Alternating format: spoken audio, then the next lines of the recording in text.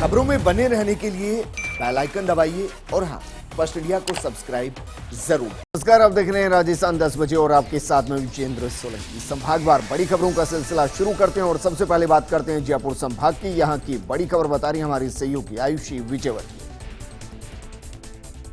राजस्थान में लॉकडाउन की मियाद को बढ़ा दिया गया है और नई गाइडलाइन जारी कर दी गई है। गृह विभाग के द्वारा जारी नई गाइडलाइन के मुताबिक लॉकडाउन को 8 जून तक बढ़ाया गया है और उसके तहत कई नए नियम और प्रावधान जो है वो लागू किए गए हैं। आपको बता दें कि नए नियमों के अनुसार 30 जून तक बैंड बाजा बारात पर ब्रेक रहेगा, तो वहीं जो मास्क पर जुर्माना है वो 500 रुपये से बढ़ाकर 1000 रुपये कर दिया गया है।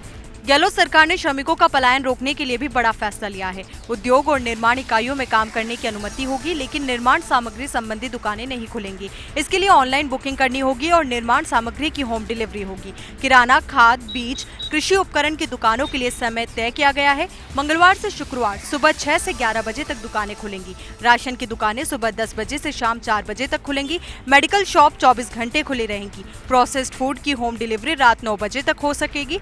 बाजार 28 मई दोपहर 12 बजे से 1 जून सुबह 5 बजे तक बंद रहेंगे। 4 जून दोपहर 12 बजे से सुबह 5 बजे तक भी बाजार बंद रहेंगे। दूध, डेयरी, फल, सब्जी, मंडी, ठेले, फूल माला की दुकानें खोलने की छूट दी गई है। विवाह समारोह 30 जून तक स्थगित रहेंगे। घर या कोर्ट में ही शादी हो सकती है, जिसमें 11 लोगों को ही शामिल होने की अनुमति होगी। निजी और सरकारी परिवहन के वाहन भी बंद रहेंगे। वहीं राज्य में बाहर से आने वाले लोगों के लिए 72 घंटे पहले की RT-PCR रिपोर्ट नेगेटिव दिखाना अनिवार्य होगा। अगर ऐसा नहीं होता है तो उन्हें 15 दिन के लिए क्वारंटीन किया जाएगा। कोटा संभाग की बड़ी खबर बता रहे हैं हमारे सहयोगी भवर एस चारा। कोरोना लॉकडाउन के मुश्किल हाल में प्रदेश में कोई नहीं सोएगा भूखा के मुख्यमंत्री अशोक गहलोत के संकल्प को साधने के मिशन पर यूडीएच मंत्री शांति धारीवाल। कोटा की इंदिरा रसोई में कल कुछ गरीब मजदूरों से थाली के 8 रुपए की वसूली की खबर मिलने के बाद धारीवाल आज भड़क गए और उन्होंने इस पूरे मामले को लेकर इंदिरा रसोई संवेदकों और साथ में अधिकारियों को सख्त नसीहत जारी की है। धारीवाल ने साफ कहा है कि किसी भी गरीब मजदूर से जो कि इंदिरा रसोई पर खाना खाने आता है, एक भी पैसे की वसूली अगर की गई तो ऐसे मामलों में न सिर्फ इंदिरा संवेदक के खिलाफ एक्शन होगा, बल्कि साथ ही साथ इस पूरे मामले में अधिकारी भी जिम्मेदार होंगे। हर गरीब मजदूर के लिए खाने की व्यवस्था करना सरकार अपनी जिम्मेदारी समझती है। इसके लिए भामाशाहों की मदद दी जा रही है और अगर भामाशाह आगे नहीं आएगा तो फिर स्थानीय नगर निगम इस पूरे खर्चे को उठाएगा, लेकिन गरीब मजदूर को फ्री में खाना खिलाने के लिए सरकार प्रतिबद्ध है और अधिकारी इसके लिए पाबंद है। हालांकि धारीवाल के इस बयान के जारी करने के साथ ही कोटा में इसका असर भी देखने को मिला। समाजसेवी अमित धारीवाल ने कुछ भामाशाहों से बात की और इसके बाद कोटा की इंदिरा रसोई में डॉक्टर साकेत गोयल ने पहला भामाशाह बनते हुए 10,000 फ्री खाने के पैकेट्स की जिम्मेदारी अपने कंधों पर ले ली है। जोधपुर संभाग की बड़ी खबर बता रहे हैं हमारे सहयोगी शिव प्रकाश पुरोहित। कोरोना के बाद ब्लैक फंगस से बढ़ाई मुश्किलें, अब तक 4 हो चुकी है मौत, वहीं 100 से अधिक मामले आए सामने। जोधपुर संभाग में पिछले कुछ दिनों से कोरोना संक्रमित मरीजों का आंकड़ा लगातार कम हो रहा है, लेकिन ब्लैक फंगस मरीजों की संख्या लगातार बढ़ रही है। जोधपुर के विभिन्न अस्पतालों में 100 से अधिक ब्लैक फंगस के मामले सामने आ चुके हैं। आज MDM अस्पताल में एक ब्लैक फंगस मरीज की मौत हो गई थी। कल ही उसका ऑपरेशन किया गया था। वहीं एम्स अस्पताल में भी कल 2 मरीजों की मौत हुई है। वहीं पूर्व में एक MDH अस्पताल में भी मरीज ने दम तोड़ा था। कुल मिलाकर जोधपुर शहर में अब तक ब्लैक फंगस से 4 मौत हो चुकी है। वहीं 100 से अधिक मरीज अलग अलग वार्डों में उपचार किया जा रहा है। राज्य सरकार के निर्देश के बाद MDM अस्पताल में डेडिकेटेड वार्ड बनाया गया है, जहां ब्लैक फंगस मरीजों का उपचार किया जा रहा है और उनकी दवाइयों के भी पर्याप्त इंतजाम करने के प्रयास किए जा रहे हैं। राज्य सरकार के निर्देश के बाद अब चिकित्सा विभाग डोर टू डोर सर्वे भी करा रहा है और पोस्ट कोविड के मरीजों को ब्लैक फंगस से संबंधित परेशानी भी पूछी जा रही है।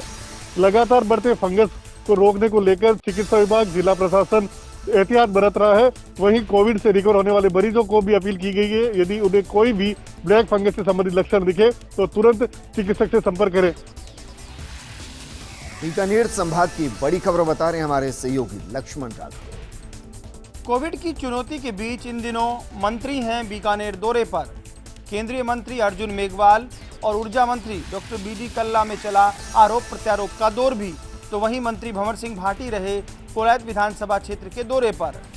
केंद्रीय मंत्री अर्जुन मेघवाल ने बीकानेर के TB हॉस्पिटल में CSR के तहत HFNC मशीन दिलवाई हैं, जिससे मरीजों को फायदा होगा। लेकिन इसी बीच कल्ला के सवाल पर अर्जुन मेघवाल ने कहा कि कल्ला जी ऑक्सीजन की बात रोज कर रहे हैं, लेकिन शायद वे अपडेट नहीं हैं कि जिला कलेक्टर ने पीएम की वीसी में कहा था कि बीकानेर में ऑक्सीजन की कोई कमी नहीं है। तो इससे पहले ऊर्जा मंत्री डॉक्टर बीडी कल्ला ने अलौकिक भोजनशाला पहुंचकर यहां काम कर रहे भामाशाहों का मोटिवेशन किया। साथ ही साथ उन्होंने अर्जुन मेघवाल पर इस बात को लेकर निशाना साधा कि ये राजनीति का विषय नहीं है, पहले वो ऑक्सीजन उपलब्ध कराएं और कोई दिक्कत है तो राज्य सरकार से बात कर लें।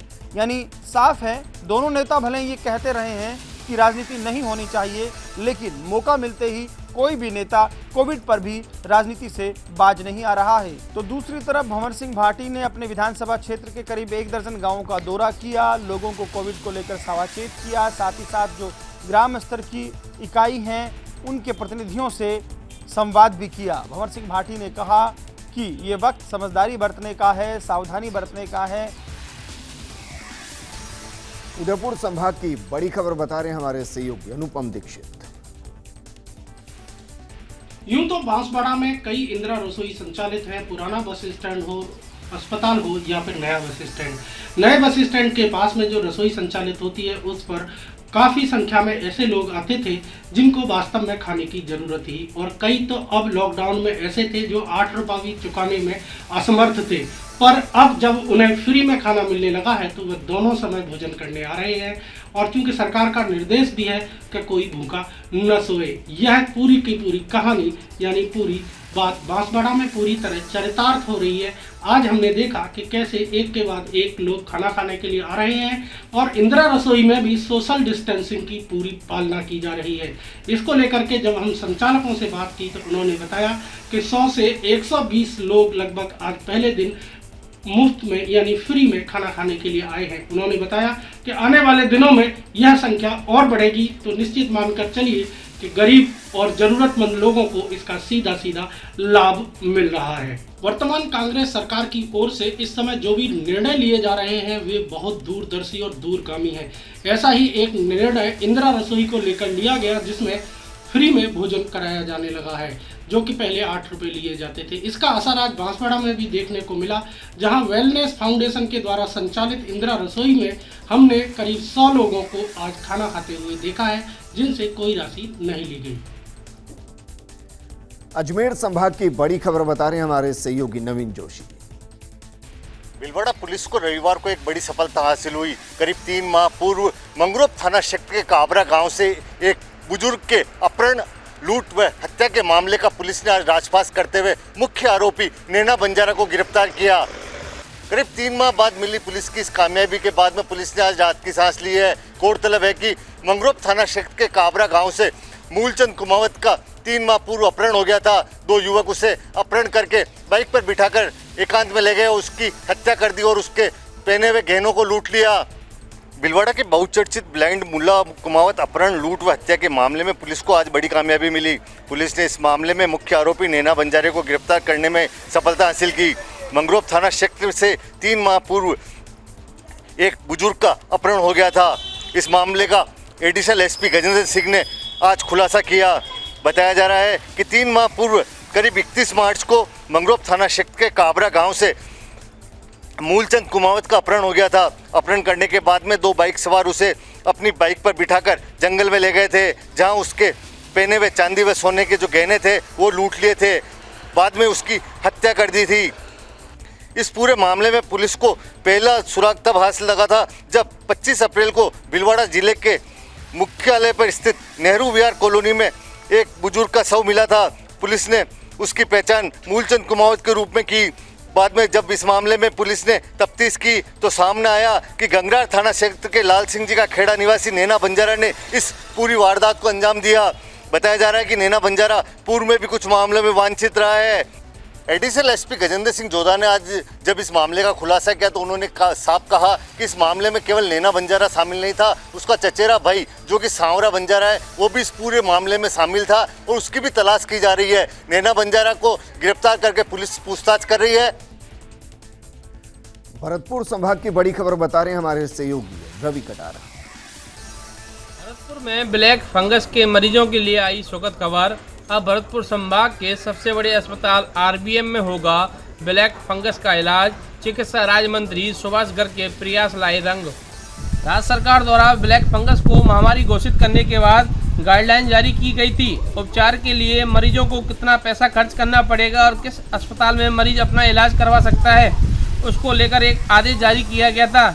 इसमें भरतपुर संभाग के किसी अस्पताल का नाम नहीं था। इन आदेशों के बाद भरतपुर संभाग के मरीजों को इलाज के लिए जयपुर, अलवर, जोधपुर, अजमेर, उदयपुर, बीकानेर, कोटा, भीलवाड़ा जाकर अपना इलाज करवाना पड़ रहा था, जिसको लेकर चिकित्सा राज्य मंत्री सुभाष गर्ग ने पहल करते हुए भरतपुर के आरबीएम चिकित्सालय में शीघ्र ब्लैक फंगस का इलाज शुरू होने की बात कही है। मंत्री गर्ग ने बताया कि इलाज के लिए चिकित्सालय में पर्याप्त उपकरण एवं संसाधन मौजूद हैं। एमआरआई की व्यवस्था निजी क्षेत्र से कराई जाएगी। चिकित्सा राज्य मंत्री सुभाष गर्ग ने बताया कि भरतपुर के आरबीएम में ब्लैक फंगस के इलाज के लिए 20 बेड का वार्ड बना दिया गया है। अब मरीजों को इलाज के लिए अन्य जिलों में नहीं जाना पड़ेगा।